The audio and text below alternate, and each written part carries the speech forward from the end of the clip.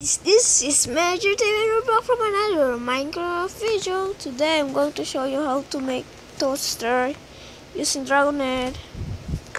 And yeah, that's all. First guys, let me just make a wall here. Where should I make a wall? Okay, let me just make it the wall here. Let me just make it pass here.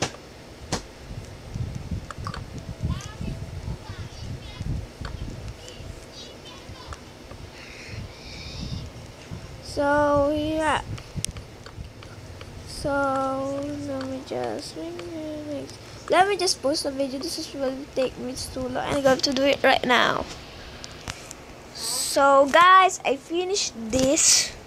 Now you're gonna put your dragon. Just make sure you wanna build a shelf, and then make sure your dragon head is facing right here, and voila, you got yourself a toaster. Here's the toasters, the block and the bread. I think that is the bread. I think the bread's kinda burned. Oh, I think it's kinda overcooked.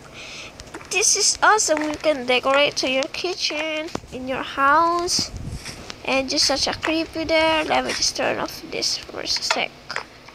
Turn off you, and turn off you too. And last time I'll show you how to make this. And now this is awesome. And you got a pet flower.